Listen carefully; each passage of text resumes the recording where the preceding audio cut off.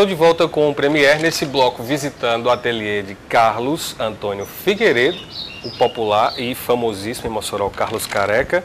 Carlos, eu acho até que é meio óbvio perguntar por que Carlos Careca, acho que você não tem mais tanto cabelo, mas quando você não usou o Figueiredo, por exemplo, e passou a usar Careca, foi por esse motivo? Não, foi assim, antes eu assinava Carlos. Né, só Carlos? Só Carlos. E um baiano, né, agora assim, há 30 anos atrás, esteve aqui em Mossoró e procurou um quadro, pediu para que eu fizesse um quadro para ele. E quando ele foi receber o quadro, tinha escrito Carlos. Aí ele perguntou, quem é Carlos? Eu sou eu. Ele disse, não, quando eu soube, teve informação sua, é Careca. Eu queria que você assinasse Careca. Então, a partir daí, eu passei a assinar Careca.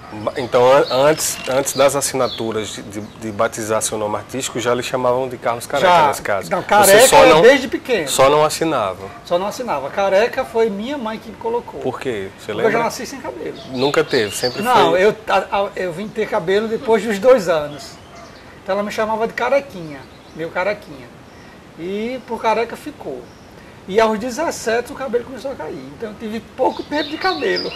Mas também nunca se incomodou com isso? Não, nunca me incomodei com isso, de jeito nenhum. Essa sua história, esse seu nome artístico sem querer, né, desde sempre, também tem a ver, se é que pode fazer essa relação, com a sua vida artística. Ela é de muito cedo, né? Você não ficou adulto para virar artista plástico. Não, é de muito cedo, desde pequeno. Só que depois de casado que eu me tornei profissional. Passou a ganhar dinheiro com isso.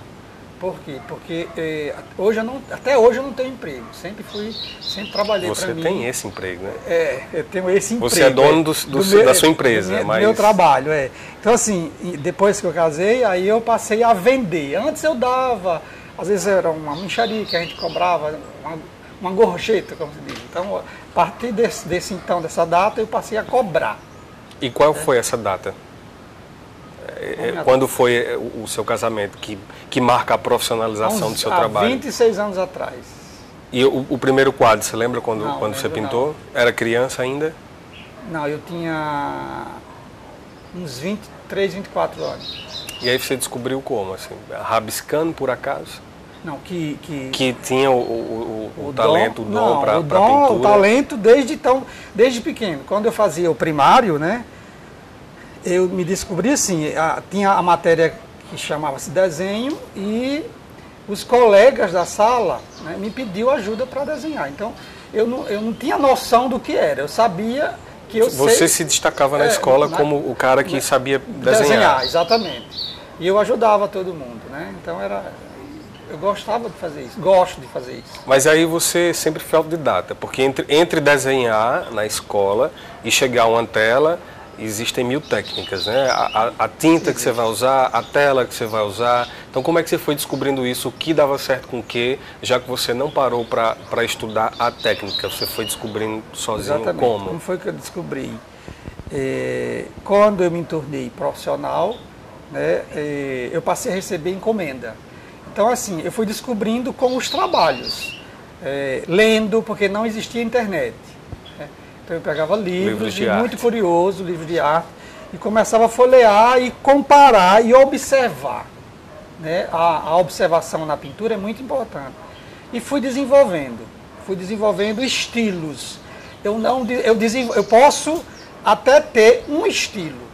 Né? Eu sou criticado por muitos artistas por não fixar em um estilo. Até posso, quando eu quero, eu fixo no estilo, mas em função de sobreviver da arte em Mossoró, né, eu aprendi a fazer vários estilos.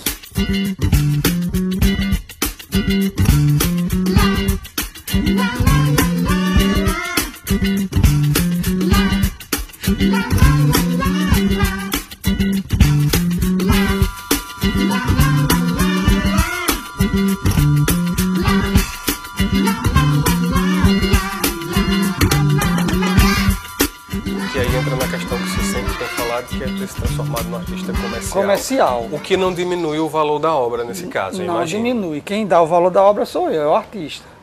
Então, assim, eu agradeço a Deus por saber o abstrato, o acadêmico, o naif, né, a diferença do naif para o acadêmico. O naif é uma técnica que não existe, não existe técnica. Não existe a luz e sombra, a proporção, são proporções totalmente... Você fica mais livre. Livre, é um desenho primitivo. Já o acadêmico exige exatamente a técnica pura. E eu consigo fazer esses dois. Faço o abstrato, o cubismo, o fauvismo, o que, graças a Deus, o que o cliente pede eu consigo fazer. Agora, Careca, como você acabou de dizer, existe essa crítica, não sei se ela ainda é forte hoje, né? Mas como é que você definiria o seu trabalho porque quando você vê, geralmente você vê a tela de alguém como a Mona Lisa, que está ali, a gente pode falar daqui a pouco sobre ela, a gente identifica quem é o artista, né? Pelo menos quem acompanha muito a arte, ou no caso a pintura. Já que você tem vários estilos, qual seria essa sua marca que eu possa identificar um quadro seu de longe? Aquele quadro ali eu sei que foi Careca que pintou. Pincelada, a minha pincelada é uma pincelada forte, expressiva. Então, através da pincelada... E seus quadros são sempre muito coloridos também. Muito coloridos. Meus quadros são sempre muito coloridos. Eu gosto de trabalhar cores. E quem entende, quem observa com bastante atenção, percebe que é meu, em função da pincelada. Não precisa nem chegar muito perto da assinatura nesse caso. Não, mas a partir do chão, se eu quiser ficar no estilo, só eu fico. Mas o artista plástico moçoroense, quem é o artista plástico moçoroense? Já que você tem esse contato e tem essa abrangência de estilos, de pintura, como é que você definiria a arte moçoroense de tela, de pintura, de um modo geral, né? Quem são os artistas aqui da terra? Em termos de trabalho, de valores? De trabalho, assim. Como se você pudesse definir os artistas de Mossoró. Tem uma identidade muito moçoroense ou você não identifica isso? Não, Mossoró tem grandes artistas com identidade muito forte.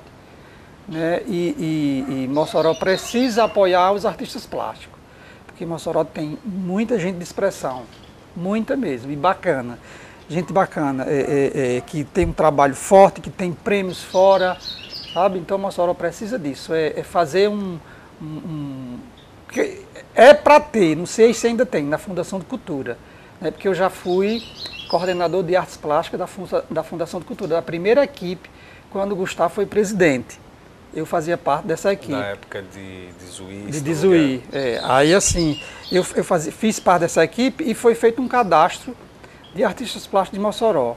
Não sei se ainda tem, mas Mossoró tem grandes artistas. Agora, quando você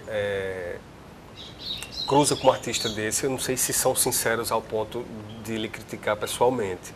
Né? Incomoda, você revida...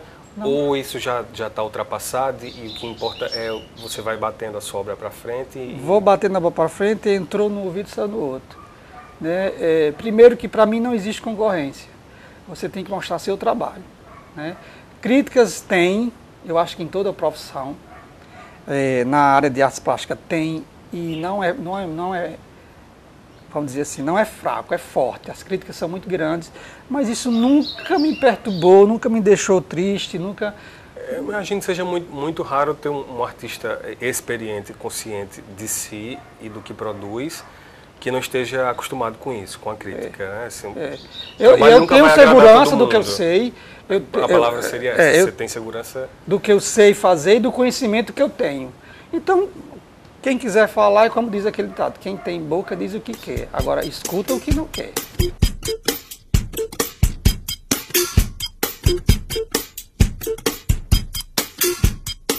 Eu já li muita coisa sobre você desde que eu estou em Mossoró, a gente já conversou muitas vezes, inclusive, e eu sei que por trás de tantas cores sempre existiram também muitas dificuldades. Né? Essas dificuldades, depois de 30 anos de trabalho, eu sei que na arte, de um modo geral, continua. A cultura é um segmento muito complicado de investimento. E seria clichê lhe perguntar se falta incentivo, porque eu sei que na cultura falta. É como se, infelizmente, a gente sempre dissesse, ainda falta, sempre falta. Mas no seu caso, depois de tanto tempo de trabalho, depois de hoje ganhar dinheiro com o que você faz, ser a sua profissão principal, ainda por trás das telas, ainda tem essa dificuldade no quesito incentivo? Tem muita dificuldade. Agora sim, eu sou um cara que sempre batalhei sem esperar por ninguém. né? Por muitas e muitas vezes eu fiz as minhas exposições independente de ajuda das pessoas. Mas que é importante e necessário porque é muito caro o artista fazer uma exposição, porque ele tem que oferecer um coquetel, ele tem que ter moldura, ele tem que ter todo um aparato para que possa realizar a exposição. E em Mossoró, eu vou citar Mossoró sem nada político. Em Mossoró, eu acho que a artes plásticas é quem menos recebe apoio. Quer dizer, mesmo com todo o peso do seu nome, ainda é difícil para você montar uma exposição na cidade. Mesmo com o Joseph Boulier, ainda é complicado. Ainda é complicado. As pessoas não apoiam o artista plástico. É complicado, assim. E é muito humilhante você pedir. Eu não gosto de pedir. Para você fazer uma exposição, você tem que pedir apoio para pagar uma moldura bacana, na ajuda do coquetel, mas graças a Deus eu tenho grandes amigos, né, que isso basta eu falar, né, nem basta eu falar que eu consigo ajuda. Christian de Saboia é um, basta eu falar, na hora que eu peço, que eu falo, eles podem contar comigo. E assim, sem nem eu esperar, ele já providencia. Afinal, são mais de 30 anos de profissão, né? E sobre esses 30 anos ou mais de 30 anos, a gente conversa um pouquinho daqui a pouco, que eu vou chamar um intervalo e a gente volta já.